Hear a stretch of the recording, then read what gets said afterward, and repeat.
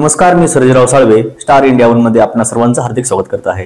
गेल्या काही दिवसांपासून सातत्याने महाराष्ट्राचे आमदार श्री धनंजय मुंडे साहेबांना टार्गेट करण्याचं काम पद्धतशीरपणे बीड जिल्ह्यातील काही राजकीय लोक करत असल्याचं दिसून येते। अमल दुबे प्रकरणात जे तोंडघशी पडलेत ते सुरेश धस आज महायुतीचे आमदार आहेत, मात्र आपल्याला मंत्रिपद मिळालं नाही आणि दोघाही बहीण भावांना मंत्रिपद मिळालं। पंकजाताई आणि धनंजय मुंडे साहेब एकत्र आल्याचा पोटशूळ त्याच्या पोटात उठताना दिसतोय।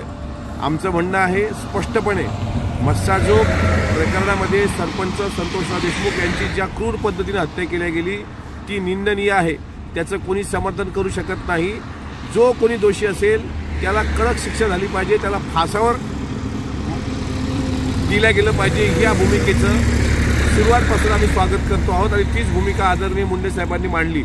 मात्र या माध्यमातून जाणीवपूर्वक त्यांना टार्गेट करून मला मंत्रिमंडळात स्थान भेटलं नाही या आसूयेपोटी सुरेश धस जे राजकारण करतायत ते मला असं वाटतं कुठतरी थांबलं पाहिजे। त्यांच्यासारख्या मोठ्या नेत्याला हे शोभत नाही।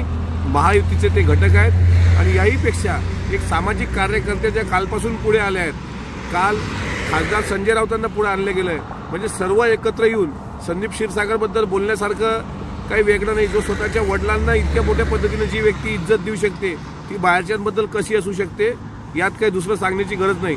मात्र जाणीवपूर्वक एकाच व्यक्तीचं राजकारण संपवण्याची सुपारी सुरेश धस यांना कुणी दिली, त्यांनी का घेतली, याचं स्पष्टीकरण एकदा महाराष्ट्राच्या समोर आलं पाहिजे आणि मस्साजोग प्रकरण वळतं करायला, डायव्हर्ट करायला आणि आपली मागचे काळे कारनामे लपवायला सर्वांनी एकत्र मिळून काही वेगळं राजकारण सुरू केलंय का हे सुद्धा तपासलं पाहिजे।